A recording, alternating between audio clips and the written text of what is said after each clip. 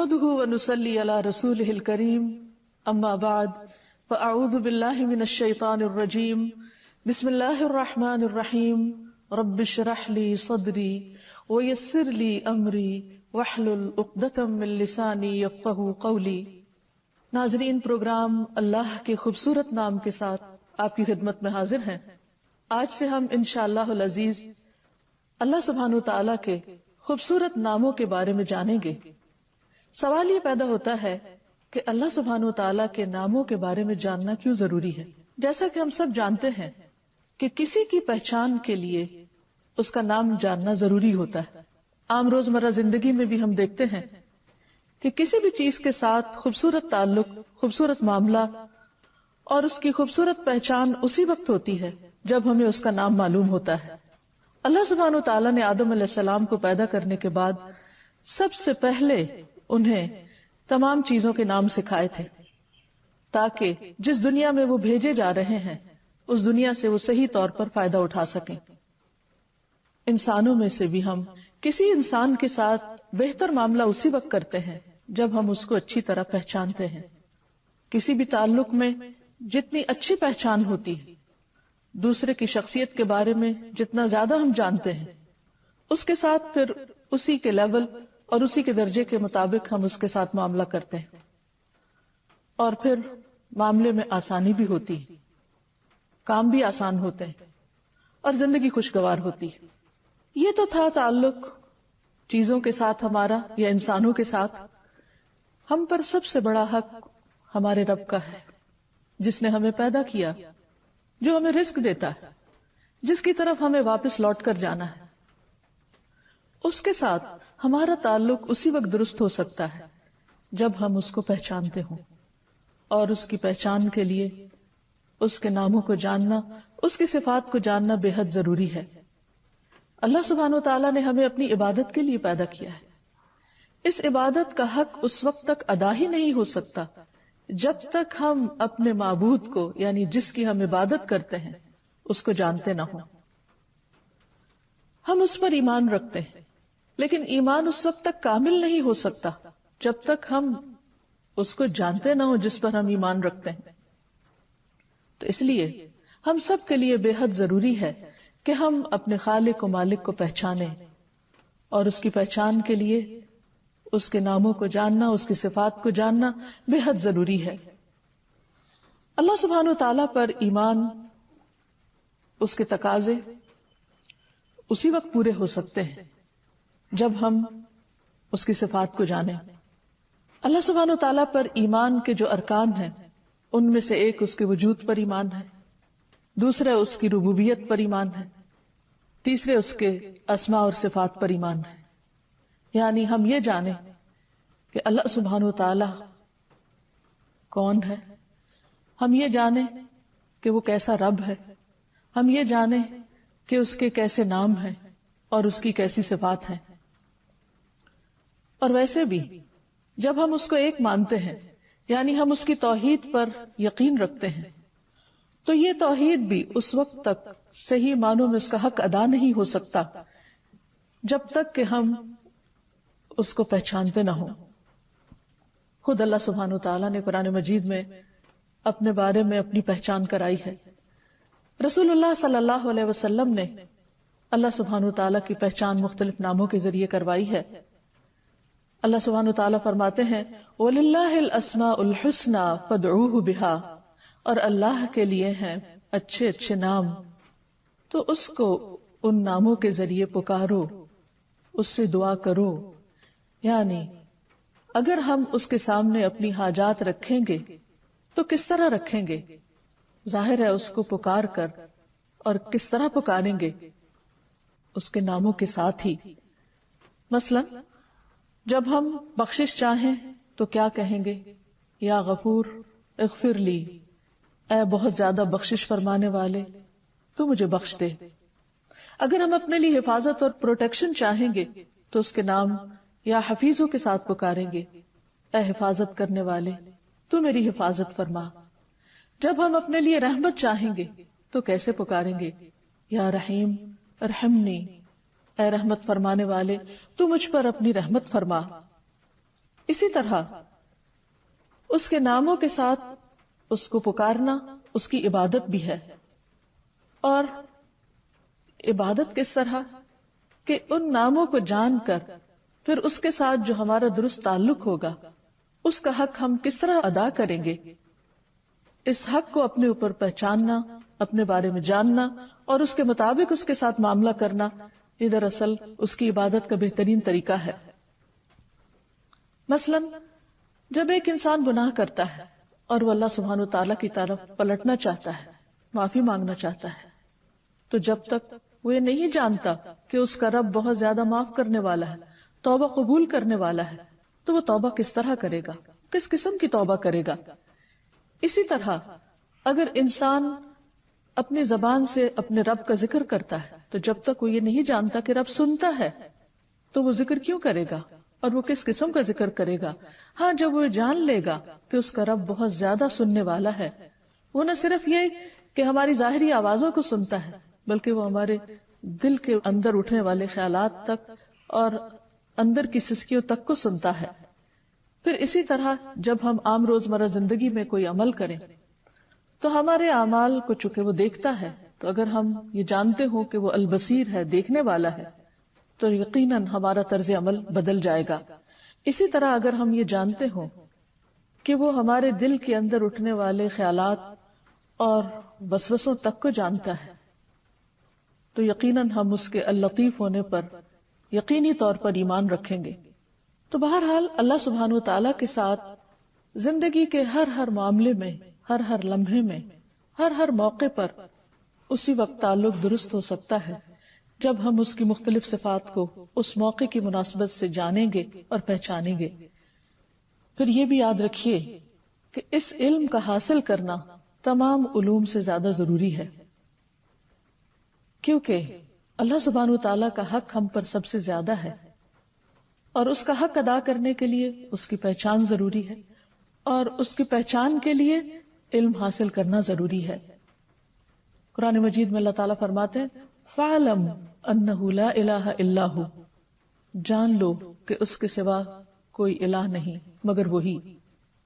گویا اس کے ایک الہ ہونے کو جاننا اور اس کو سمجھنا بھی ضروری ہے، اور اس سمجھ کے لیے ہمیں قرآن و سنت کے مطالعے کی ضرورت ہے، کیونکہ اللہ سبحانہ وتعالیٰ کے حقیقی نام خود اللہ سبحانہ وتعالیٰ کے سوا کوئی نہیں بتا سکتا. اس نے وحی کے ذریعے اپنے نام اور اپنی صفات کا ذکر قرآن مجید میں کیا اور اپنے ناموں کے بارے میں خود رسول اللہ صلی اللہ علیہ وسلم کو بذریعہ وحی علم عطا کیا. اس لیے اگر ہم واقعی اس کو جاننا چاہتے ہوں تو ہمارے لیے یہ دو بڑے سورسز یعنی قرآن و سنت کا مطالعہ ضروری ہے. تو انشاءاللہ ہم اپنے اس پروگرام میں اللہ سبحانہ وتعالیٰ کے ان خوبصورت ناموں کی پہچان قرآن و سنت کے ذریعے آپ کے سامنے رکھیں گے تاکہ ہم اللہ تعالیٰ کا حق صحیح طور پر ادا کر سکیں، اور اگر ہم اس کا حق ادا کریں گے تو وہ ہم سے راضی ہوگا، اور اگر وہ ہم سے راضی ہوگا تو ہی ہمارے لیے کامیابی اور نجات کی راہ کھلے گی. جیسے کہ عرض کیا کہ اللہ سبحانہ تعالیٰ کی وحدانیت کو جاننے کے لیے بھی خود اللہ سبحانہ تعالیٰ ہی کی طرف رجوع کرنا پڑے گا، جس کے بارے میں اللہ سبحانہ تعالیٰ نے خود حکم بھی دیا. اسی طرح رسول اللہ صلی اللہ علیہ وسلم نے فرمایا جو شخص اس حال میں فوت ہوا کہ اسے علم تھا کہ اللہ کے سوا کوئی معبود برحق نہیں تو وہ جنت میں داخل ہوگا.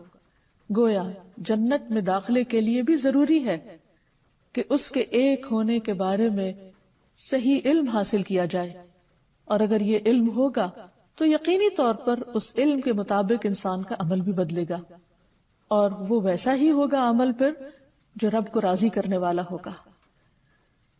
پھر اسی طرح ایمان میں اضافے کے لیے بھی ضروری ہے کہ انسان اللہ سبحانہ وتعالیٰ کے اسماء و صفات کو جانے.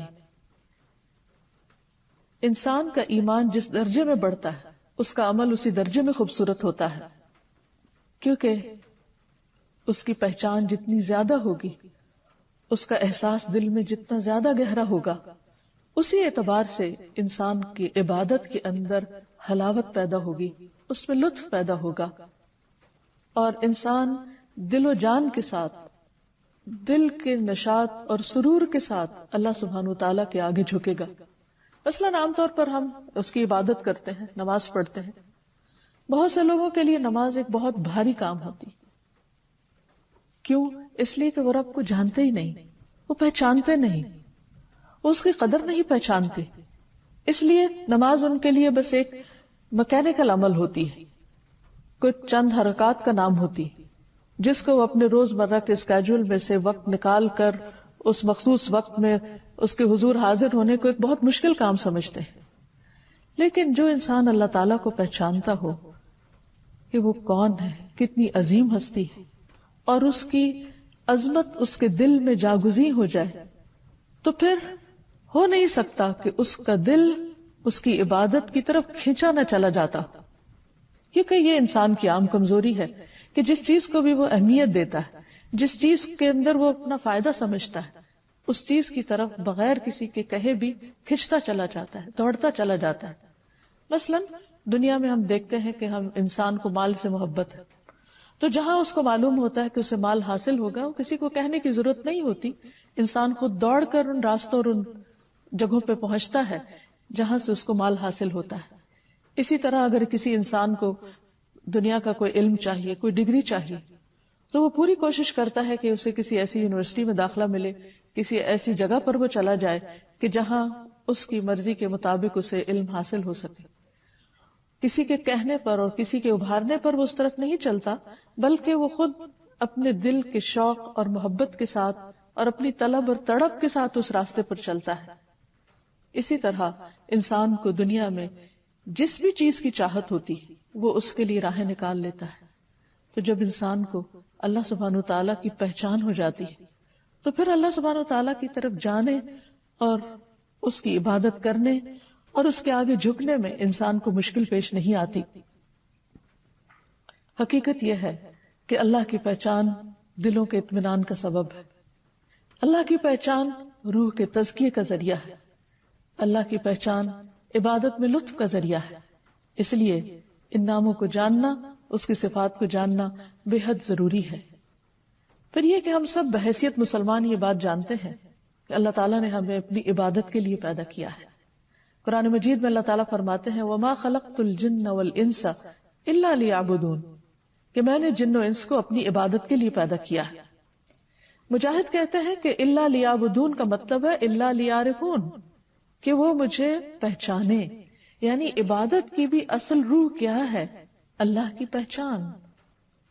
اور جیسی پہچان ہوگی، جیسی معرفت ہوگی، ایسی ہی اس کی ذات پر یقین اور اس پر اعتماد ہوگا، اور جیسا یقین اور اعتماد ہوگا اسی کے مطابق اس کی طرف رجوع ہوگا.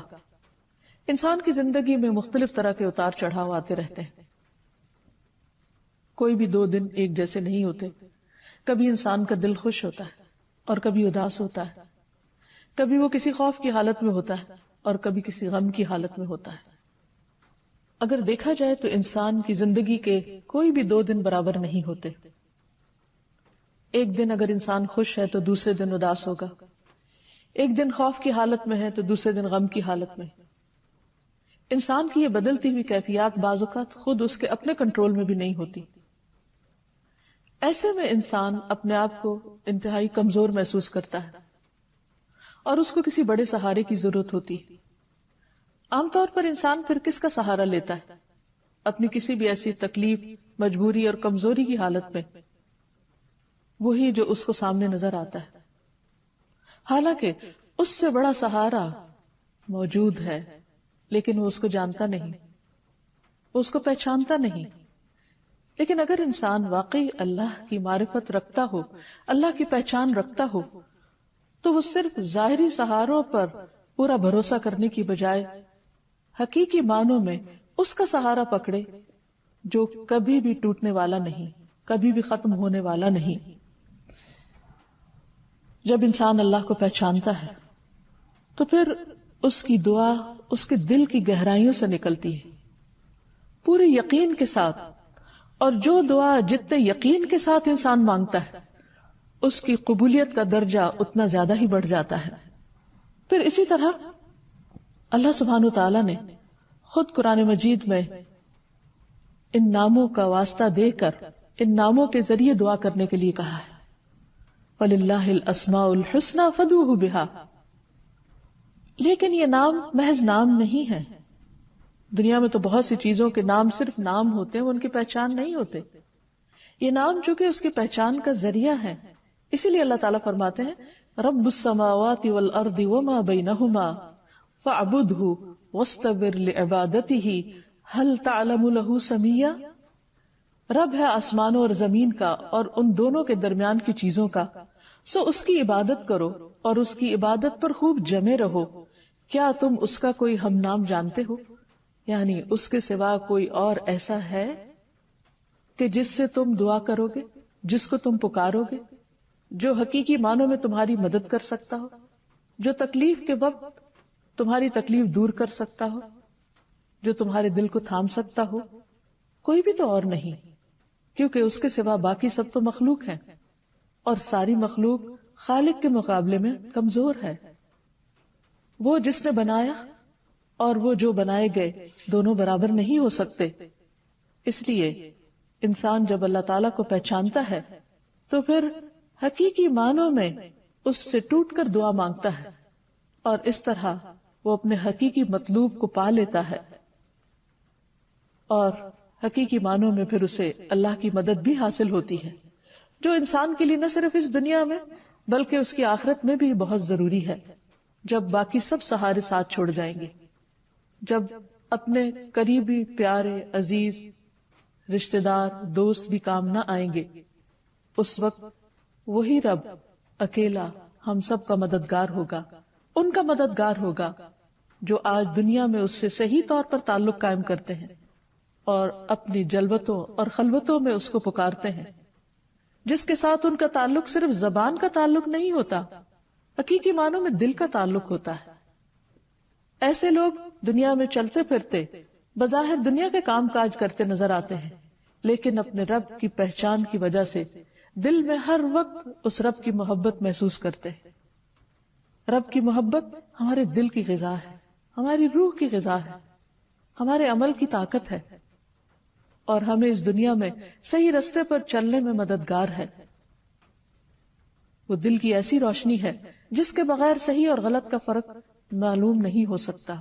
رب کی پہچان دلوں کی وہ روشنی ہے کہ جس کے بغیر انسان اچھے اور برے میں صحیح معنوں میں تمیز نہیں کر سکتا، جس کے بغیر وہ صحیح اور غلط کا فرق نہیں جان سکتا۔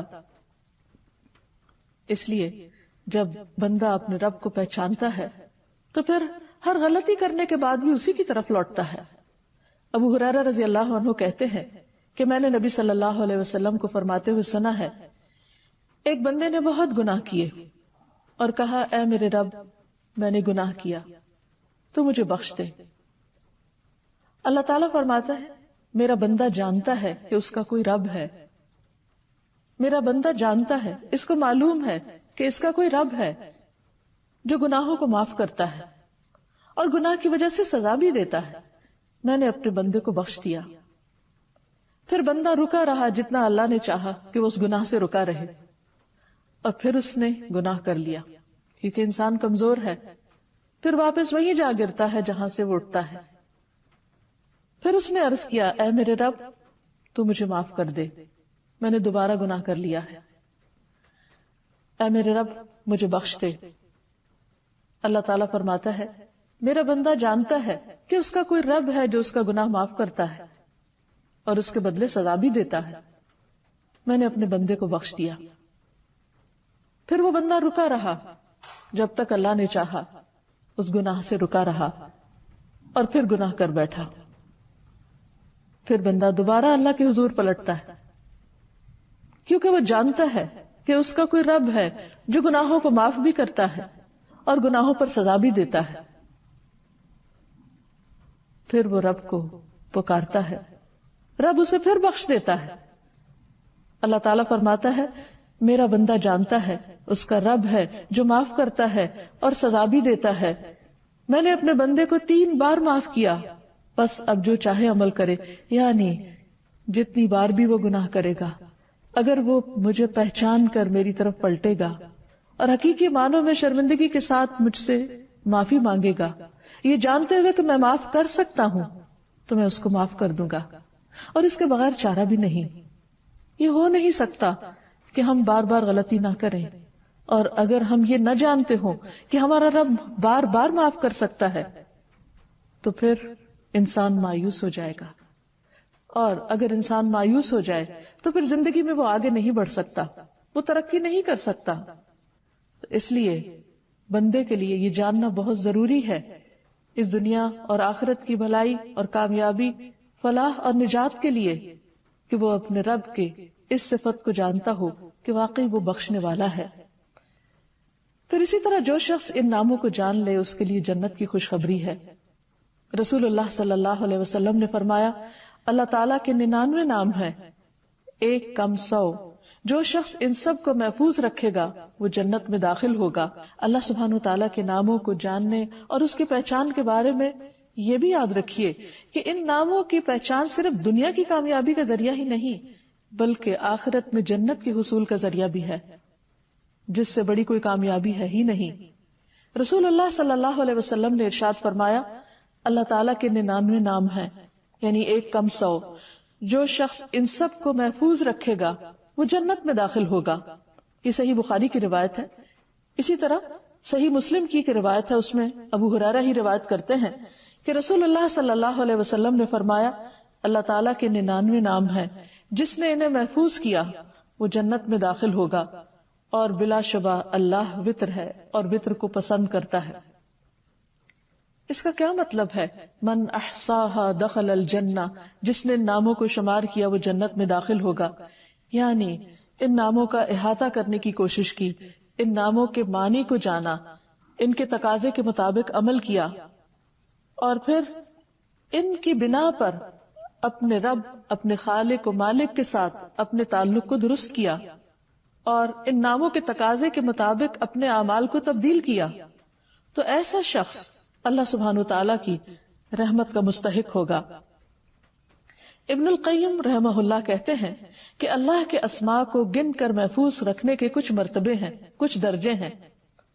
بندہ جب ان ناموں کو یاد کر لیتا ہے تو جنت میں داخل ہو جاتا ہے۔ یاد کرنے سے مراد صرف زبانی میمورائز کرنا ہی نہیں، بلکہ ابن القیم کے مطابق پہلا مرتبہ ہے ان کے الفاظ کو گننا اور شمار کرنا، دوسرا مرتبہ ہے ان کے معنی اور مفہوم کو جاننا، تیسرا مرتبہ ہے ان کے ساتھ دعا مانگنا، کیونکہ اللہ سبحانہ وتعالیٰ نے فرمایا وَلِلَّهِ الْأَسْمَاءُ الْحُسْنَى فَادْعُوهُ بِهَا، اور اللہ ہی کے لیے ہیں اچھے اچھے نام، پس تم اس کو ان ناموں کے ساتھ پکارو۔ اور اللہ کے ناموں کے ساتھ دعا مانگنے کے 2 مرتبے ہیں۔ نمبر 1 دعاء العبادہ، تعریف اور عبادت کی دعا، اور نمبر 2 دعاء المسئلہ، طلب اور مانگنے کی دعا۔ تو گویا اللہ تعالیٰ کی تعریف نہیں کی جا سکتی مگر اللہ سبحانہ وتعالیٰ کے خوبصورت ناموں کے ذریعے اور اس کی بہترین صفات کے ذریعے۔ یعنی اگر ہم اللہ تعالیٰ کی عبادت کرنا چاہیں، اللہ تعالیٰ کی حمد و ثنا کرنا چاہیں، اللہ تعالیٰ کا شکر ادا کرنا چاہیں، اللہ تعالیٰ سے اپنی محبت کا اظہار کرنا چاہیں، تو اس کے لیے ضروری ہے کہ ہم اس کو اس کے پیارے پیارے ناموں کے ساتھ پکاریں، وہ نام جو خود اس نے اپنے ہمیں بتا دیے، کیونکہ اس سے زیادہ خود اس کے بارے میں اور کون جان سکتا ہے؟ کوئی اور ہمیں اس کے بارے میں کیا بتا سکتا ہے سوائے اس کے جو خود اس نے اپنی پہچان ہمیں کرا دی۔ لہذا جب ہم اللہ سبحانہ وتعالیٰ کے ان ناموں کا ذکر کریں گے، ورد کریں گے، ان کے ساتھ اس کو پکاریں گے، تو گویا یہ ایک عبادت کی حالت ہوگی، اور پھر اگر ہم اس سے کچھ مانگیں گے تو وہ ہمیں عطا کرے گا، کیونکہ یہ اس کا اپنا فرمان ہے کہ تم ان کے ساتھ اس کو پکارو۔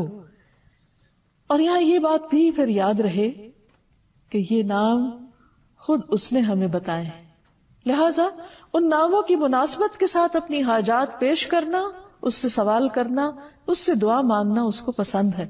ویسے بھی دعا کرنا ایک عبادت ہے، اور اللہ سبحانہ وتعالیٰ اس بندے سے خوش ہوتا ہے، اس سے راضی ہوتا ہے جو اپنی ہر چھوٹی بڑی ضرورت میں اللہ سبحانہ وتعالیٰ کی طرف رجوع کرتا ہے۔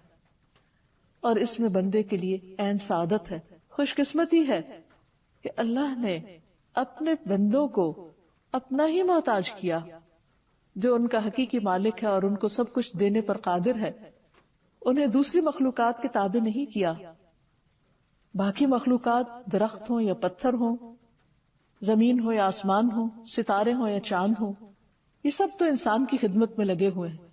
یہ انسان کے الہ ہو نہیں سکتے، انسان کے معبود ہو نہیں سکتے، اور حقیقی معبود وہی ہے جو ان سب کا خالق ہے، اور وہی ہم سے چاہتا ہے کہ ہم باقی تمام چیزوں کی غلامی سے آزاد ہو کر صرف اس کے غلام بن جائیں، صرف اس کے بندے بن جائیں، تعریف بھی کریں تو اس کی، شکر ادا کریں تو اسی کا، مانگے تو اسی سے، اور گناہ کر لیں تو پلٹیں بھی اسی کی طرف جو شرمندہ نہیں کرتا، جو پکارتا ہے کہ اے دن کے گناہگار تو رات کو لوٹا، میں تجھے معاف کر دوں گا، اور اے رات کے گناہگار تو دن کو پلٹا، میں تجھے معاف کر دوں گا۔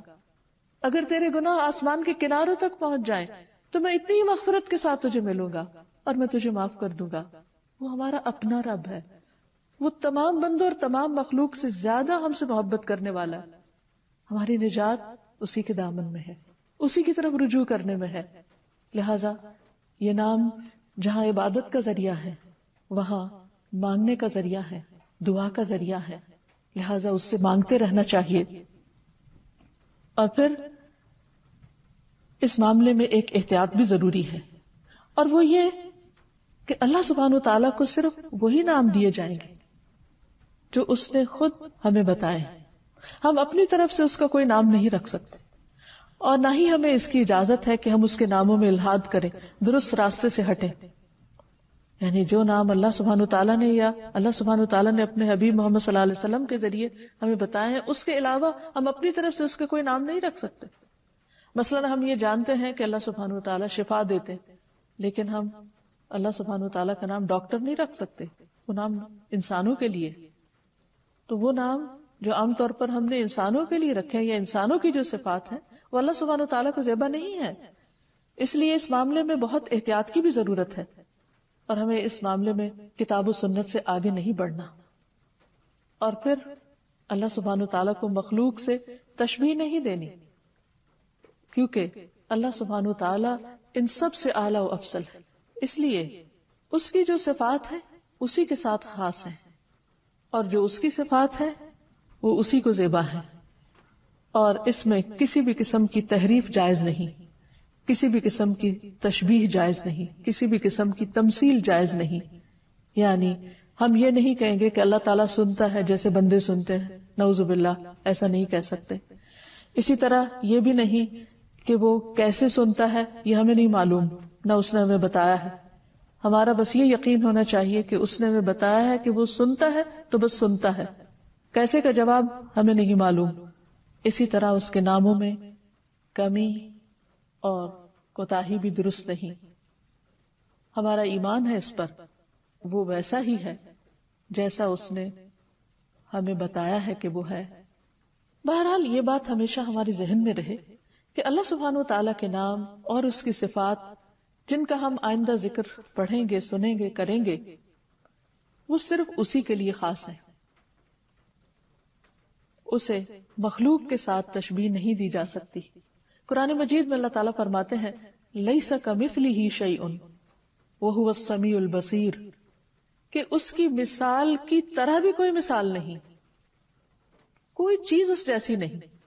اس لیے جب ہم اس کے مختلف ناموں اور صفات کا ذکر سنیں یا پڑھیں تو انہیں مخلوق کے ساتھ ذہن میں نہ لائیں، وہ صرف اسی کے لیے خاص ہے، اور یہ یقین رکھیں کہ وہ سننے والا ہے، دیکھنے والا ہے، لیکن وہ اس طرح نہیں سنتا جیسے بندے سنتے ہیں، اور اس طرح نہیں دیکھتا جیسے بندے دیکھتے ہیں۔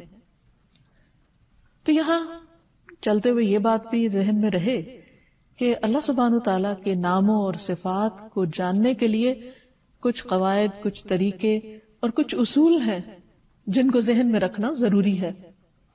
پہلی چیز یہ کہ اللہ سبحانہ تعالیٰ کے سارے ہی نام اچھے ہیں۔ اللہ لا الہ الا ہوا لہ الاسماء الحسنی، اللہ وہ ہے جس کے سوا کوئی معبود برحق نہیں، سب سے اچھے نام اسی کے ہیں۔ ایک اور جگہ پر فرمایا قل ادعوا اللہ او ادعوا الرحمن ایما تدعو فلہ الاسماء الحسنی، کہہ دو اللہ کو پکارو یا رحمان کو پکارو، تم جس کو بھی پکارو گے سو یہ بہترین نام اسی کے ہیں. یعنی اللہ سبحانہ وتعالیٰ تو ایک ہے، اس کی صفات بہت ساری ہیں.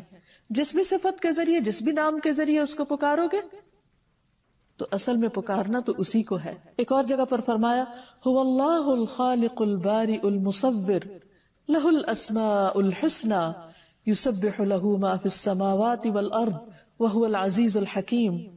وہ اللہ ہی ہے جو خالق ہے، جو پیدا کرنے والا ہے،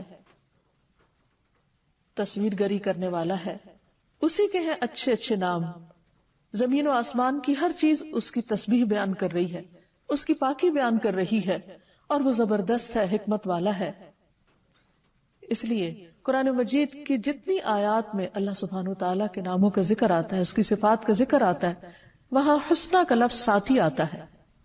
اور حسنہ کا معنی ہوتا ہے وہ چیز جو حسن اور خوبی کی انتہا کو پہنچی ہوئی ہو، یعنی مبالغہ کا صیغہ، یعنی جس میں مبالغہ ہے. تو اللہ تعالیٰ کے یہ نام صرف نام نہیں بلکہ اس کی صفات ہے، اور اس کی یہ صفات کمال کی، ان میں کمال بھی ہے، ان میں جمال بھی ہے، ان میں جلال بھی ہے. تو ان تمام صفات کے ساتھ ہمیں اس کے ناموں کو جاننا ہے، اس کی پہچان کرنی ہے. پھر اسی طرح یہ بھی یاد رکھیے کہ یہ حسن دو طرح سے ہے.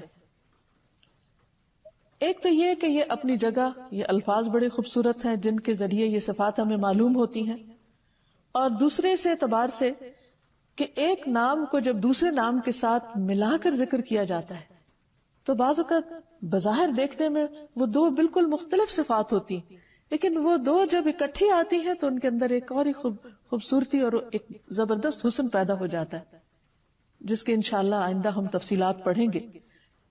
مثلا یہاں بھی ہم دیکھتے ہیں کہ جیسے اللہ سبحانہ وتعالیٰ کی ایک صفت العزیز ہے اور دوسری الحکیم ہے. عموماً قرآن مجید میں دو صفات اکٹھی آتی.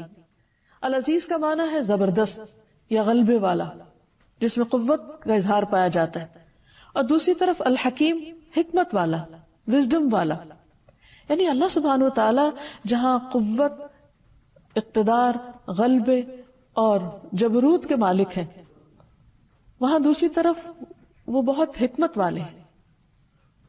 عموماً کیا ہوتا ہے کہ جب کسی کے پاس قوت آ جاتی تو وہ اس قوت کو جیسے چاہتا ہے استعمال کرتا ہے، لیکن اللہ سبحانہ وتعالی اپنی ان تمام قوتوں کو حکمت کے ساتھ استعمال کرتے ہیں. اور پھر آخر میں یہ کہ اللہ تعالیٰ کے نام صرف کسی مخصوص تعداد یا مقدار میں نہیں، بلکہ اس کے کچھ نام ایسے ہیں جو اس نے اپنے خزانہ غیب میں رکھے ہوئے ہیں، اور کچھ نام اس کی کتاب میں ہیں، اور کچھ نبی صلی اللہ علیہ وسلم کے ذریعے ہمیں بتائے گئے. جیسے کہ ایک دعا سے ہمیں پتہ چلتا ہے، اسألک بکل اسم ہو لک سمیت بہ نفسک او انزلتہ فی کتابک او علمتہ احدا من خلقک او استأثرت بہ فی علم الغیب عندک، کہ اے اللہ میں تجھ سے تیرے ہر نام کے واسطے سے دعا کرتا ہوں، وہ نام جو تو نے اپنی ذات کے لیے رکھے، یا وہ نام جو تو نے اپنی کتاب میں اتارے، یا وہ نام جو تو نے اپنے مخلوقات میں سے کسی کو سکھا دیے، یا وہ نام جو تو نے اب تک اپنے خزانہ غیب میں محفوظ فرما رکھے، یعنی کسی کو بھی نہیں بتایا کیونکہ وہ اس سے بے نیاز ہے. تو میں تیرے ان تمام ناموں کے ذریعے تجھ سے دعا کرتا ہوں. تو یاد رکھیے کہ اللہ سبحانہ وتعالیٰ کے صرف 99 یا 99 نیمز ہی نہیں، اس سے زیادہ ہیں. اس حدیث سے پتہ یہ چلتا ہے کہ اگر کوئی 99 بھی یاد کر لے گا تو وہ اس کے لیے جنت میں جانے کا راستہ آسان کر دیں گے. لیکن اس حدیث دوسری سے پتہ چلتا ہے کہ یہ نام اس سے کہیں زیادہ ہے، اور کچھ تو اللہ تعالیٰ نے ہمیں بتائے ہیں اور کچھ بتائے بھی نہیں. اور آخر میں یہ کہنا چاہوں گی کہ جب تک ہماری زندگی ہے، جب تک اللہ سبحانہ وتعالیٰ نے ہمیں بولنے کی، اظہار خیال کی استطاعت دی ہے، اس وقت سے ان گھڑیوں سے فائدہ اٹھانا چاہیے اور اللہ سبحانہ وتعالیٰ کو خوب خوب پکارنا چاہیے. کہیں ایسا نہ ہو کہ مہلت کے یہ لمحات ختم ہو جائیں اور پھر ہم اپنے اعمال کے ساتھ اللہ کے حضور حاضر ہوں. اس وقت اگر خدا نہ خواستہ ہمیں وہ انجام دیکھنا پڑا جو ہمیں پسند نہ ہو تو وہاں اس کو پکارنا کچھ بھی فائدہ نہ دے گا. اس لیے مانگنے کا وقت آج ہے. آئیے اللہ تعالیٰ سے دعا کریں کہ اے اللہ تو ہمیں اپنے تمام ناموں کے وسیلے سے، اپنے تمام ناموں کے ذریعے ہم پر اپنی رحمت فرما، ہمیں ان کی پہچان کروا دے، ہمیں اپنی ذات کی وہ معرفت دے کہ جس سے ہمارے یقین اور ایمان میں اضافہ ہو، جس سے ہمارے لیے تیری عبادت آسان ہو، جس سے ہمارے اندر تیری محبت اور تیری چاہت کا ذوق پیدا ہو. اے اللہ تو ہمارے لیے اس کام کو آسان فرما دے. لفظ جلالہ یعنی اللہ، جو اللہ سبحانہ تعالیٰ کا ذاتی نام ہے، اس پر بات کریں گے.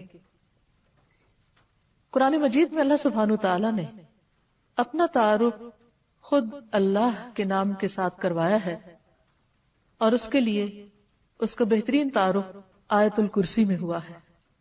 اللہ لا الہ الا ہو الحی القیوم لا تأخذہ سنۃ ولا نوم لہ ما فی السماوات وما فی الارض من ذا الذی یشفع عنده الا بإذنہ يعلم ما بين أيديهم وما خلفهم ولا يحيطون بشيء من علمه إلا بما شاء وسع كرسيه السماوات والأرض ولا يؤوده حفظهما وهو العلي العظيم. اللہ وہ ہے کہ اس کے سوا کوئی معبود نہیں، زندہ ہے، ہر چیز کو قائم رکھنے والا ہے، نہ اسے اونگ آتی ہے اور نہ نیند. جو کچھ بھی آسمانوں اور زمین میں ہے اسی کا ہے. کون ہے جو اس کے پاس اس کی اجازت کے بغیر سفارش کرے؟ وہ جانتا ہے جو کچھ ان کے سامنے ہے اور جو ان کے پیچھے ہے، اور وہ اس کے علم میں سے کسی چیز کا احاطہ نہیں کر سکتے مگر جتنا وہ خود چاہے. اس کی کرسی آسمان و زمین پر چھائی ہوئی ہے اور اسے ان دونوں کی حفاظت نہیں تھکاتی. وہ سب سے بلند اور سب سے بڑا ہے. یہ ہے اللہ رب العالمین. لفظ اللہ سبحانہ تعالیٰ کا ذاتی نام صرف اللہ ہی کے لیے مخصوص ہے. پوری کائنات میں اللہ کے نام سے سوائے اس کے کوئی بھی نہیں جانا جاتا. کسی اور کا یہ نام ہے ہی نہیں. هل تعلم له سمیہ؟ نہیں. یہ نام ایک انتہائی خوبصورت نام ہے. اگر اس کی تحریر پر آپ غور کریں تو اس کے ساری شیپ اوپر کو اٹھتی ہوئی جاتی، جو اپنی تحریر کے اعتبار سے بھی اللہ سبحانہ تعالیٰ کی عظمت اور بلندی پر دلیل ہے. اس کو اسم الجلالہ، اللہ کا عزت والا نام، بلند نام، جلیل القدر نام، جو اسماء حسنہ میں سے سب سے عظیم اور اعلیٰ ہے، صرف اسی کا ہے. اس کے لغوی معنی کیا ہے؟ اس کا مطلب کیا ہے؟ اس کی اصل الالہ ہے، لیکن باقی اسماء کے ساتھ جب ال لگتا ہے تو الگ پڑھا جاتا ہے. لیکن سبحان اللہ، اللہ سبحانہ تعالیٰ کے اس نام میں ال اس کا حصہ بن چکا ہے. یعنی اللہ بجائے اس کے کہ ہم کہیں الالہ، وہ خاص الہ، کیا کہا جاتا ہے؟ اللہ. عربی لغت میں یہ لفظ 4 معنوں میں استعمال ہوتا ہے. نمبر 1 المعبود، یعنی اللہ کون ہے؟ وہ جو معبود ہے، خاص الہ ہے جس کی عبادت کی جاتی ہے. نمبر 2 الملجا، جس کی پناہ لی جاتی ہے، خوف میں، غم میں، پریشانیوں میں جس کی طرف رجوع کیا جاتا ہے، جو پناہ گاہ ہے. نمبر 3 المفزوع الیہ، یعنی گھبراہٹ میں جس کی مدد حاصل کی جاتی ہے. جب سارے سہارے ٹوٹ جاتے ہیں تو ہر انسان، خواہ وہ اس کو نہ بھی مانتا ہو، پھر بھی اسی کی طرف لوٹتا اور پلٹتا ہے. اور چوتھا معنی ہے المحبوب، وہ محبوب جس کے ساتھ عظیم محبت ہو، ہر چیز سے بڑھ کر محبت ہو، اور اس کے بارے میں عقل حیران ہو. لا تدرکہ الابصار، جس کو نگاہیں نہ پا سکتی ہوں، وہ یدرک الابصار، اور وہ سب نگاہوں کو دیکھتا ہے، جانتا ہے کہ کون سی نگاہ کس طرف اٹھی ہے۔ تو اللہ سبحانہ تعالی دراصل ساری کائنات کا حقیقی معبود ہے، ان کا بھی جو اس کو مانتے ہیں اور ان کا بھی جو اس کو نہیں مانتے۔ الہ برحق وہی ہے جس کی عبادت کی طرف بندوں کے دل مائل ہوتے ہیں جب وہ اس کو دریافت کر لیتے ہیں، جب وہ اس کو پہچان جاتے ہیں، جب وہ اس کی نعمتوں اور اس کی بنائی ہوئی عظیم نشانیوں کو دیکھ کر اس کی طرف مائل ہو جاتے ہیں، جب ان کے دل اس کی وحدانیت کی گواہی دینے لگتے ہیں اور پوری انکساری اور عاجزی کے ساتھ اس کے آگے جھکتے ہیں، اسی سے امیدیں لگاتے ہیں، اسی سے ڈرتے ہیں، اسی کی عظمت دل میں پہچانتے ہیں، پھر اسی کی اطاعت کرتے ہیں، اپنی ضروریات اور مشکلات میں اسی کی طرف رجوع کرتے ہیں۔ وہ وہی الہ برحق ہے جو عرش سے لے کر اس ٹھہری ہوئی زمین کی گہرائیوں تک واحد الہ ہے، جس کے سوا کوئی اور الہ نہیں ہے۔ وہ عظیم و برتر ہے اپنی صفات میں اور ان کی بڑائی اور کمال اور جلال میں اور جمال میں۔ اس کے جتنے بھی نام ہیں، اس کی جتنی بھی صفات ہیں، وہ سب اسی کی طرف لوٹتی ہیں، یعنی اس کے ذاتی نام اللہ کی طرف۔ اس کا کوئی شریک نہیں، کوئی اس کے مشابہ نہیں، کوئی اس کے ہم مثل نہیں، کوئی اس کا ہمسر نہیں، کوئی اس کا مددگار نہیں، وہ ہر لحاظ سے کامل ہے۔ اللہ جو دلوں کے لیے باعث راحت ہے، جس کا ذکر، جس کا تصور، جس کا خیال اور جس پر ایمان دلوں کے اطمینان کا ذریعہ ہے۔ انسان جب اس کو دریافت کر لیتا ہے، جب اس کو پا لیتا ہے، جب اس کو پہچان لیتا ہے، تو پھر ہر چیز سے بے نیاز ہو جاتا ہے۔ اللہ جل جلالہ کا یہ نام قرآن مجید میں سب سے زیادہ استعمال ہوا ہے، 2500 سے زیادہ بار لفظ اللہ قرآن مجید میں مختلف جگہوں پر آیا ہے، مختلف آیات میں۔ اور جس آیت میں اللہ سبحانہ تعالیٰ کا تعارف کروایا گیا، وہ آیت الکرسی قرآن مجید کی سب سے بڑی آیت شمار ہوتی ہے۔ ابی ابن کعب سے مروی ہے کہ نبی صلی اللہ علیہ وسلم نے ایک مرتبہ ان سے پوچھا کہ قرآن کریم میں سب سے عظیم آیت کون سی ہے؟ انہوں نے کہا اللہ اور اس کا رسول جانتے ہیں۔ نبی صلی اللہ علیہ وسلم نے ان سے پھر کئی بار پوچھا تو اس پر انہوں نے عرض کیا آیت الکرسی۔ اس پر آپ بہت خوش ہوئے اور فرمایا کہ ابو المنذر تمہیں علم مبارک ہو، یعنی واقعی تمہارے پاس علم ہے، تم جانتے ہو کہ اللہ کون ہے، اور اس کا تعارف قرآن مجید میں جس آیت میں ہے وہ آیت اسی بنا پر سب سے بڑی آیت شمار ہوتی ہے۔ پھر ہر رسول نے اپنی اپنی امت کو اللہ ہی کی عبادت کی طرف بلایا، اسی الہ کی طرف متوجہ ہونے کے لیے کہا۔ قرآن مجید سے ہمیں پتہ چلتا ہے کہ جس قوم میں بھی کوئی نبی جو آیا اس نے لوگوں کو اللہ کی عبادت ہی کی دعوت دی۔ ارشاد باری تعالیٰ ہے وَلَقَدْ بَعَثْنَا فِي كُلِّ أُمَّةٍ رَسُولًا أَنِ اعْبُدُوا اللَّهَ وَاجْتَنِبُوا الطَّاغُوتَ۔ ہم نے ہر امت میں ایک رسول بھیجا جو انہیں یہی کہتا تھا کہ لوگوں اللہ کی عبادت کرو اور طاغوت سے بچو، یعنی غیر اللہ کی عبادت سے بچو۔ نبی صلی اللہ علیہ وسلم نے بھی لوگوں کو اللہ سبحانہ تعالیٰ ہی کی عبادت کی طرف بلایا۔ ربیہ بن عباد دیلمی سے روایت ہے، یہ وہ صحابی ہیں جنہوں نے جاہلیت کا زمانہ بھی پایا اور پھر مسلمان ہو گئے۔ تو یہ کہتے ہیں کہ انہوں نے نبی صلی اللہ علیہ وسلم کو ذو المجاز نامی بازار میں دیکھا، آپ لوگوں کو لا الہ الا اللہ کی دعوت دے رہے تھے اور فرما رہے تھے کہ یا ایھا الناس قولوا لا الہ الا اللہ تفلحوا، اے لوگو لا الہ الا اللہ کہہ دو تو تم فلاح پا جاؤ گے۔ وہ کہتے ہیں کہ آپ صلی اللہ علیہ وسلم گلیوں اور بازاروں میں داخل ہو رہے تھے، لوگ آپ کے پیچھے جاتے، آپ کے ارد گرد جمع ہو جاتے، کوئی ان سے کچھ نہیں کہہ رہا تھا اور آپ خاموش ہوئے بغیر اپنی بات دہرائے چلے جا رہے تھے، اے لوگو لا الہ الا اللہ کہہ دو فلاح پا جاؤ گے، اے لوگو لا الہ الا اللہ کہہ دو فلاح پا جاؤ گے۔ گویا انسان کی کامیابی، اس کی نجات، اس کی فلاح کا انحصار اس بات پر ہے کہ وہ ایک اللہ کو اپنا معبود سمجھے اور اس پر ایمان لے آئے. یہی سٹیپنگ سٹون ہے سیدھے راستے کی طرف، کامیابی کی طرف.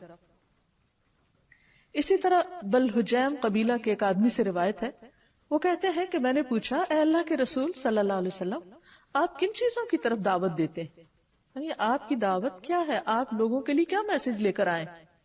آپ نے فرمایا، میں اس اللہ کی طرف دعوت دیتا ہوں جو یکتا ہے، بس ایک ہے. وہ اللہ کہ جب تم پر کوئی مصیبت آتی ہے اور تم اسے پکارتے ہو تو وہ تمہاری مصیبت کو دور کر دیتا ہے. جب تم کسی بیابان اور جنگل میں راستہ بھول جاتے ہو اور تم اس سے دعا کرتے ہو تو وہ تمہیں اپنے اصل مقام تک پہنچا دیتا ہے. جب تم قحط سالی میں مبتلا ہوتے ہو اور اس سے دعا کرتے ہو تو وہ پیداوار ظاہر کر دیتا ہے.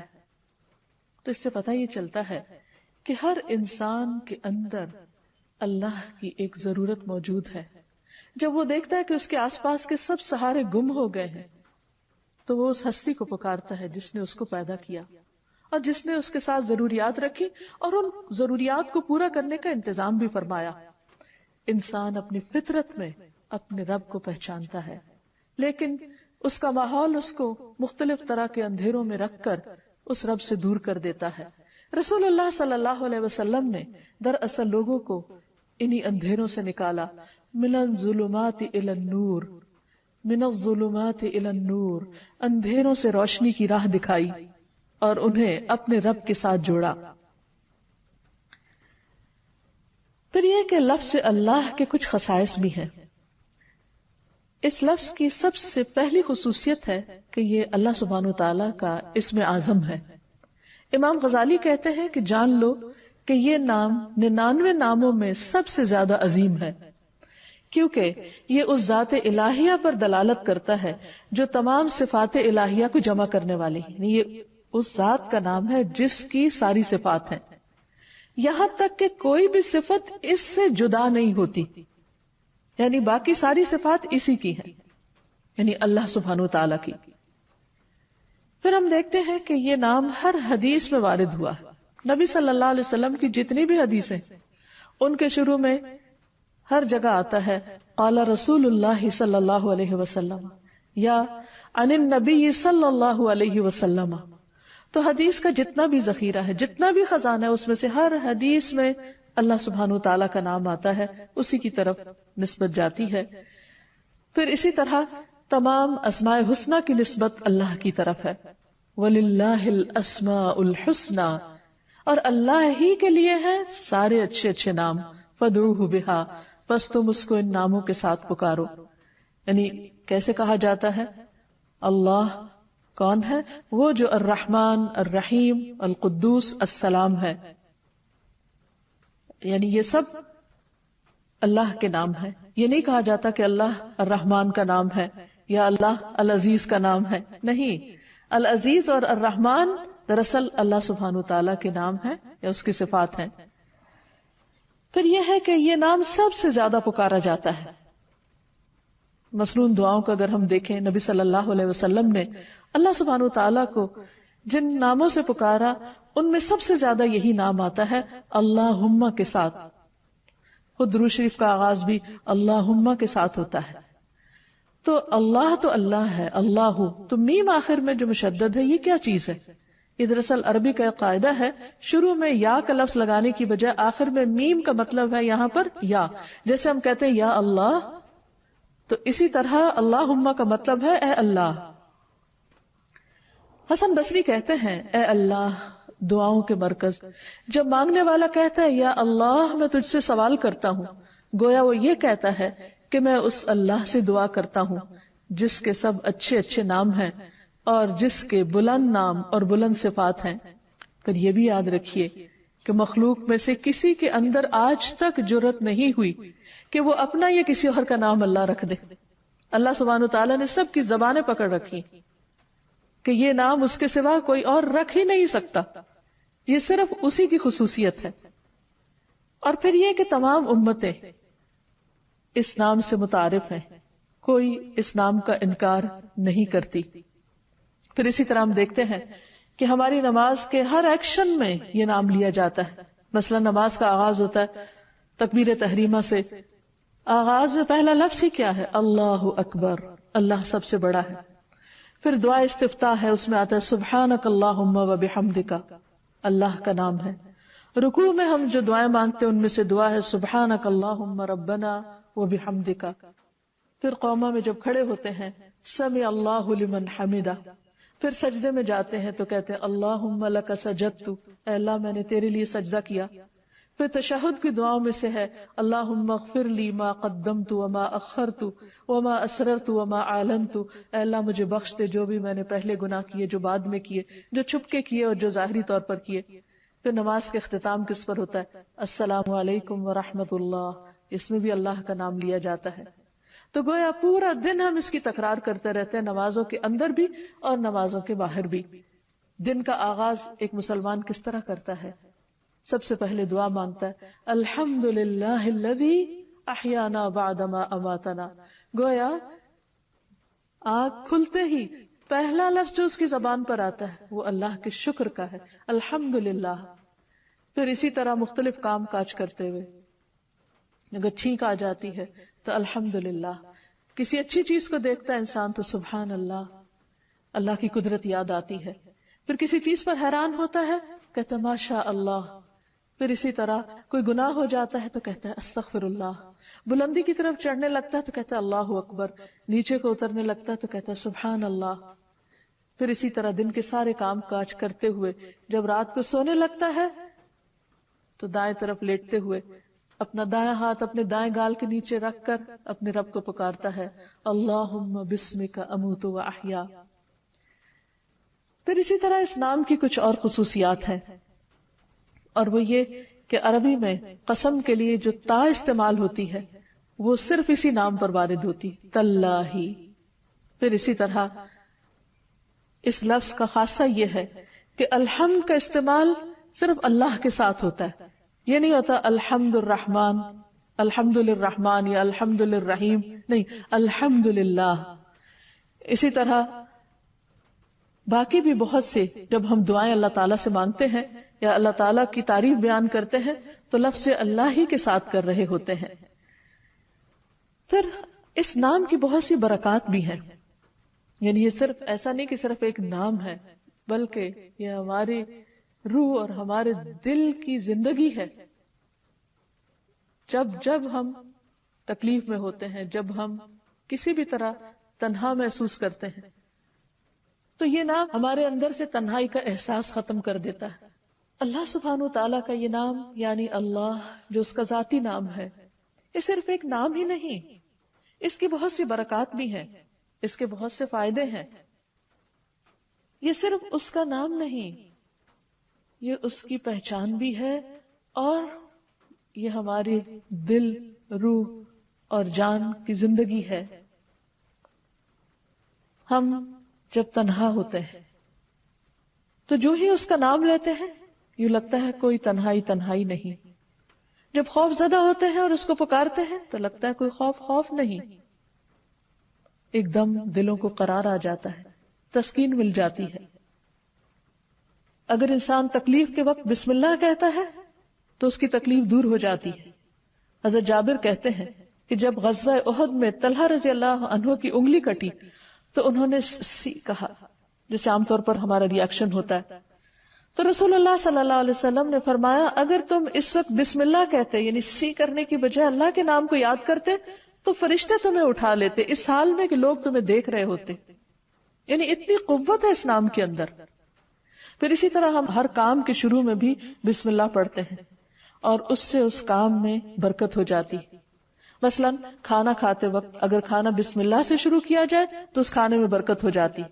حضرت عائشہ سے روایت ہے کہ ایک مرتبہ نبی صلی اللہ علیہ وسلم اپنے 6 صحابہ کے ساتھ بیٹھ کر کھانا کھا رہے تھے کہ ایک دیہاتی اچانک آیا اور اس نے بسم اللہ پڑھے بغیر کھانا شروع کیا اور 2 لقموں میں سارا کھانا سمیٹ گیا.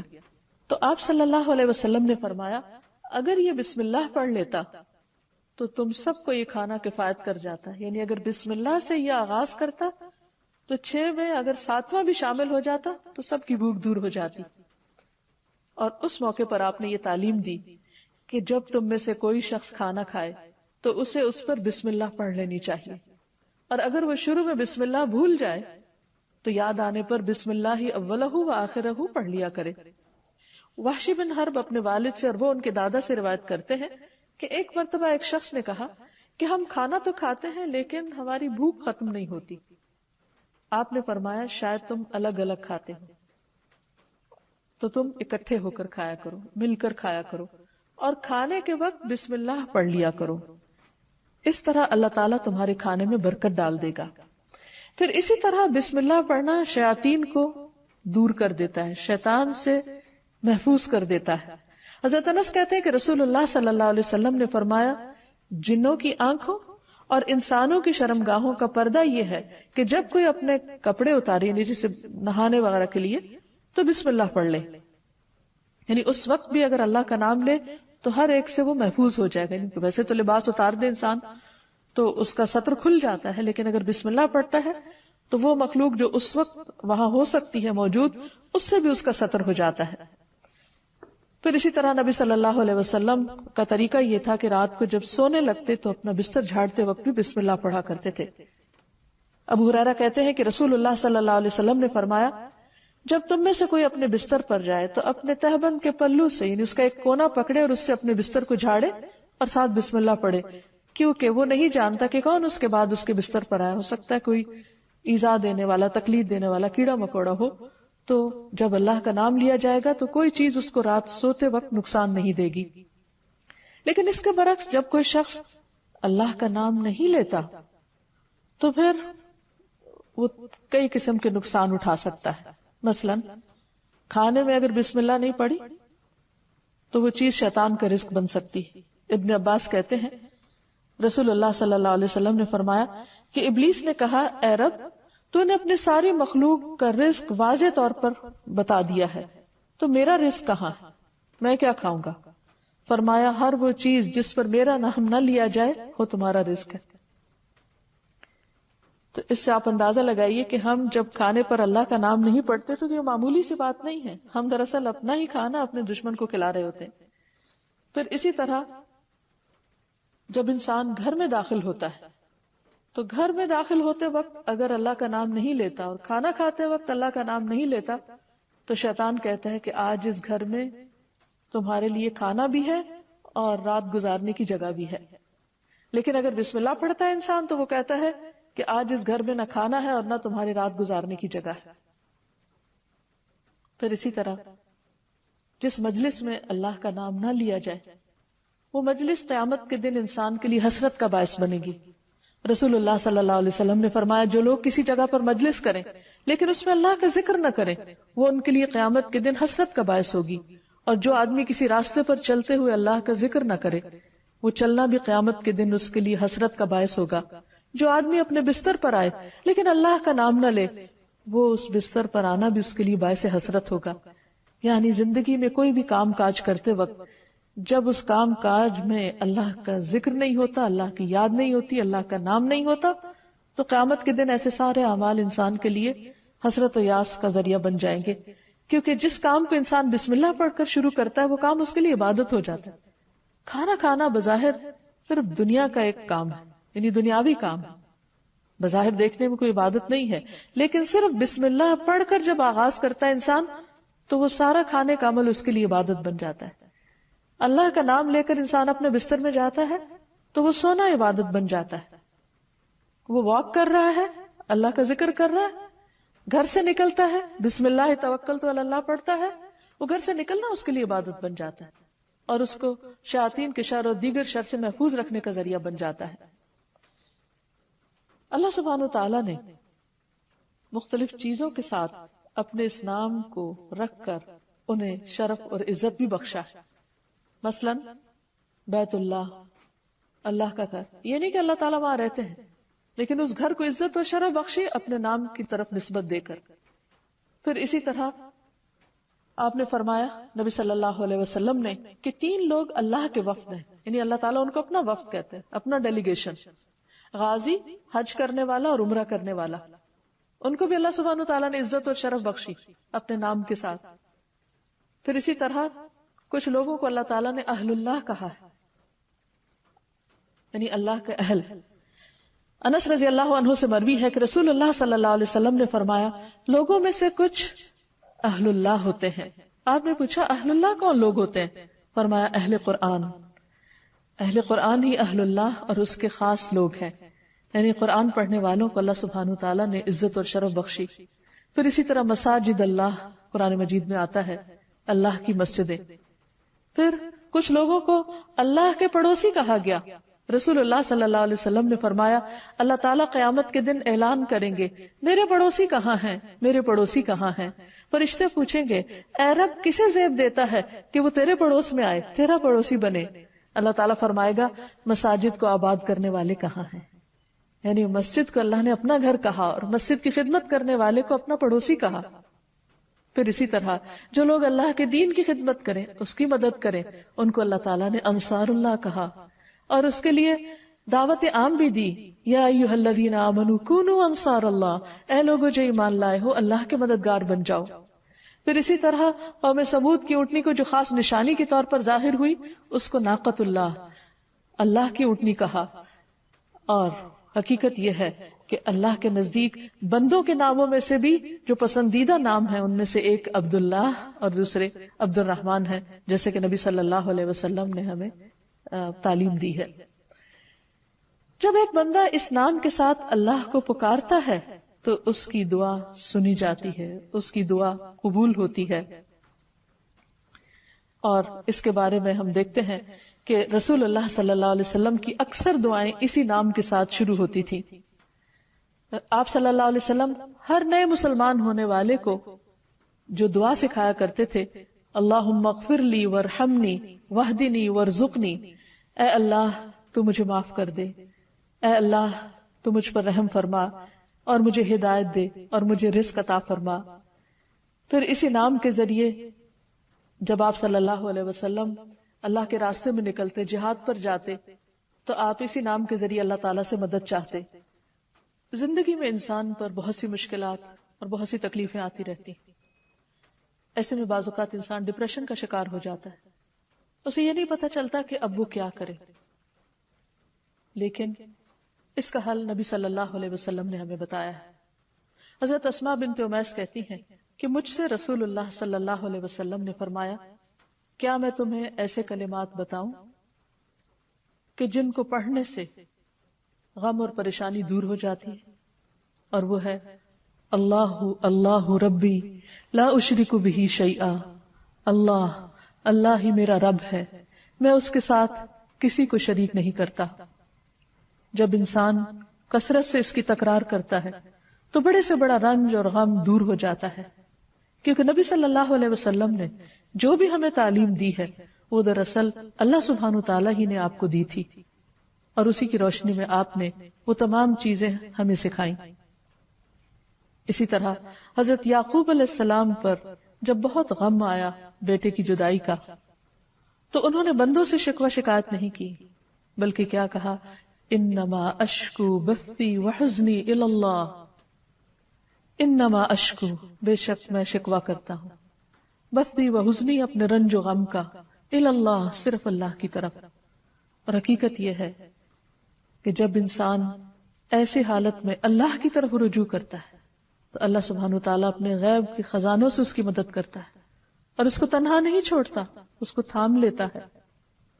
لفظ اللہ کے ساتھ پکارنا دعاؤں کی قبولیت کا ذریعہ بنتا ہے. ایک اور روایت سے ہمیں پتہ چلتا ہے، عبداللہ بن بریدہ اسلمی اپنے والد سے روایت کرتے ہیں کہ نبی صلی اللہ علیہ وسلم نے ایک شخص کو دعا میں پکارتے ہوئے سنا اللہم انی اسألک بأنی اشہد انک انت اللہ لا الہ الا انت الاحد الصمد الذی لم یلد ولم یولد ولم یکن لہ کفوا احد. تو آپ نے فرمایا قسم ہے اس ذات کی جس کے ہاتھ میں میری جان ہے، اس نے اللہ کے اس نام کے ساتھ دعا کی ہے جس کے ساتھ دعا کی جائے تو قبول کی جاتی ہے، اور اگر سوال کیا جائے تو عطا کر دیا جاتا ہے. یعنی بندہ اپنے رب سے جو کچھ مانگتا ہے رب اسے عطا کرتا ہے. تو جو شخص اپنے الہ حقیقی کو پہچان لیتا ہے پھر وہ اسی سے مانگتا ہے اور اسی کی عبادت کرتا ہے. ایاک نعبد و ایاک نستعین. وہ اسی کی اطاعت اور بندگی کے لیے اسی کو راضی کرنے کی کوشش کرتا ہے، اور اگر اس کو راضی کرنے میں کسی اور کو ناراض بھی کرنا پڑے تو وہ اس سے ڈرتا نہیں، کیونکہ جو اللہ کو راضی کرتا ہے اللہ سبحانہ تعالیٰ اس کی حفاظت کرتے ہیں، اور جو بندوں کو راضی کرنے کے لیے اللہ کو ناراض کر دیتا ہے پھر اللہ تعالیٰ اسے بندوں کے حوالے کر دیتے ہیں۔ ہمارے لیے یہ بہت اہم ہے کہ ہم اپنی پوری زندگی اللہ رب العالمین کے سپرد کریں، اسی کی اطاعت اور فرما برداری میں گزاریں، جیسا کہ اللہ سبحانہ تعالیٰ نے نبی صلی اللہ علیہ وسلم کو حکم دیا، قل ان صلاتی ونسکی ومحیای ومماتی للہ رب العالمین لا شریک لہ وبذلک امرت وانا اول المسلمین۔ آپ کہہ دیجئے میری نماز، میری قربانی، میرا جینا اور میرا مرنا سب اللہ رب العالمین کے لیے ہے، اس کا کوئی شریک نہیں، مجھے اسی بات کا حکم دیا گیا ہے اور میں سب سے پہلے فرما بردار ہوں، سب سے پہلے مسلمان ہوں۔ یعنی کسی بھی قسم کی عبادت، خواہ وہ جانی ہو یا مالی ہو، زندگی کا کوئی بھی کام ہو، سب کا سب اللہ کی رضا کے لیے ہونا چاہیے، جیسا کہ ابراہیم علیہ السلام نے اپنے آپ کو اللہ کے سپرد کیا تھا، اللہ کی اطاعت کی تھی۔ اذ قال لہ ربہ اسلم قال اسلمت لرب العالمین، جب اس کے رب نے کہا کہ تم اپنے رب کے حوالے کر دو اپنے آپ کو، تو انہوں نے کیا کہا کہ میں رب العالمین کا فرما بردار ہو گیا۔ ایسا ہی دین دراصل اللہ کا مطلوب دین ہے کہ بندہ اپنے آپ کو اللہ کے حوالے کرے، اسی کا فرما بردار بن جائے، اسی کا اطاعت گزار بن جائے۔ ارشاد باری تعالیٰ ہے وَمَنْ أَحْسَنُ دِينًا، اس سے اچھا دین کس کا ہو سکتا ہے، ممن اسلم وجہہ للہ، جس نے اپنا آپ اللہ کے حوالے کر دیا، اپنا چہرہ اللہ کے لیے تابع کر دیا، اس کے آگے جھک گیا، اس کی بات کے آگے، اس کے حکم کے آگے، وَهُوَ مُحْسِنٌ، اور وہ محسن بھی ہے، ہر کام کو بہت اچھی طرح کرنے والا ہے، وَاتَّبَعَ مِلَّةَ إِبْرَاهِيمَ حَنِيفًا، اور اس نے ملت ابراہیم کی پیروی کی، وَاتَّخَذَ اللَّهُ إِبْرَاهِيمَ خَلِيلًا، اور اللہ نے ابراہیم کو اپنا دوست بنا لیا۔ تو جو شخص اللہ کی اطاعت اور فرما برداری کرتا ہے وہ اللہ کا خاص بندہ بن جاتا ہے، اور جو اللہ کا خاص بندہ ہوتا ہے وہ دنیا میں سب سے زیادہ خوش قسمت ہوتا ہے، کیونکہ اسے دنیا کے کسی بڑے کا فیور نہیں، اللہ کا فیور اور اللہ سبحانہ تعالیٰ کی رحمت اور بخشش اور عنایت اور رضا اس کو حاصل ہو جاتی، اور اس سے بڑی کیا چیز ہو سکتی ہے اس شخص کے لیے جو اللہ کو اپنا رب مانتا ہو۔ اسی لیے ایسا بندہ جب رات کو سونے لگتا ہے تو اپنا سب کچھ اللہ کے سپرد کر دیتا ہے، اور یوں اللہ سبحانہ تعالیٰ کے آگے عاجزی اور فریاد کرتا ہے، اللہم اسلمت نفسی الیک ووجہت وجہی الیک وفوضت امری الیک والجأت ظہری الیک رغبتا ورہبتا الیک لا ملجا ولا منجا منک الا الیک آمنت بکتابک الذی انزلت وبنبیک الذی ارسلت۔ اے اللہ، میں نے اپنی جان تیرے سپرد کی، اپنا چہرہ تیری طرف کر لیا، اپنا معاملہ تیرے سپرد کر دیا، جتنے بھی پریشانیاں، غم اور ہم ہیں سب تیرے حوالے کر دی، تو ہی ان کی بہترین ٹیک کیئر کرنے والا ہے۔ اپنے آپ کو تیری طرف متوجہ کیا، تجھی پر بھروسہ کیا، تیری طرف رغبت اور تیری خوف کی وجہ سے تیرے سوا کوئی جائے پناہ نہیں۔ میں تیری کتاب پر ایمان لایا جو تو نے نازل کی، تیرے نبی پر ایمان لایا جو تو نے ہی بھیجا۔ ایسا شخص اگر رات کو فوت ہو جاتا ہے تو وہ فطرت پر ہوتا ہے، اسلام پر ہوتا ہے، وہ دراصل اللہ کے اس فرمان کے تابع ہوتا ہے کہ اس کا سب کچھ اپنے رب کے لیے ہے، اور اگر وہ صبح کرتا ہے تو حدیث میں آتا ہے کہ ایسا شخص خیر پر، بھلائی پر صبح کرتا ہے۔ حقیقت یہ ہے کہ جو لوگ اللہ کو پہچان لیتے ہیں وہ سب سے بڑھ کر اللہ سے محبت کرنے والے ہوتے ہیں، اور یہی ان کے ایمان کا تقاضا ہوتا ہے۔ والذین آمنوا اشد حبا للہ، وہ لوگ جو ایمان والے ہیں وہ اللہ کی محبت میں سب سے زیادہ شدید ہوتے ہیں۔ نبی صلی اللہ علیہ وسلم نے فرمایا، تم میں سے کوئی شخص اس وقت تک مومن نہیں ہو سکتا جب تک اسے اللہ اور اس کے رسول دوسرے سب لوگوں سے زیادہ محبوب نہ ہو جائیں۔ ایسے لوگ صرف محبت ہی نہیں کرتے، وہ اللہ سے ڈرتے بھی ہیں، اور جو اللہ سے ڈرتے ہیں پھر وہ لوگوں سے نہیں ڈرتے، اور جب وہ اللہ سے ڈرتے ہیں تو اللہ کے ڈر سے پھر وہ اللہ کی نافرمانی کے کام چھوڑ دیتے ہیں، پھر ان کی محبت اور ان کی نفرت بھی اللہ ہی کی خاطر ہوتی ہے، پھر وہ اللہ کو کثرت سے یاد کرنے والے ہوتے ہیں، اور اس حکم پر عمل کرنے والے، یا ایھا الذین آمنوا اذکروا اللہ ذکرا کثیرا، اے لوگ جو ایمان لے آئے ہو اللہ کا ذکر کرو، اللہ کو یاد کرو، کثرت سے یاد کرنا، وسبحوہ بکرۃ واصیلا، اور صبح و شام اس کی تسبیح بیان کرو۔ ایسے ہی لوگ سب سے آگے نکل جانے والے ہیں، ایسے ہی لوگ سب سے آگے بڑھ جانے والے ہیں، اور انہی کا انجام بہترین ہے۔ نبی صلی اللہ علیہ وسلم نے فرمایا مفردون سبقت لے گئے۔ لوگوں نے پوچھا اللہ کے رسول صلی اللہ علیہ وسلم وہ کون ہے؟ آپ نے فرمایا اللہ کا بہت زیادہ ذکر کرنے والے مرد اور عورتیں۔ اللہ سے دعا ہے کہ اللہ تعالی ہمیں ان لوگوں میں شامل کر لے جو سب سے زیادہ اس کو یاد کرنے والے ہیں، کیونکہ اسی میں دلوں کا اطمینان، دلوں کی راحت اور آخرت کی کامیابی ہے۔ وآخر دعوانا ان الحمد للہ رب العالمین۔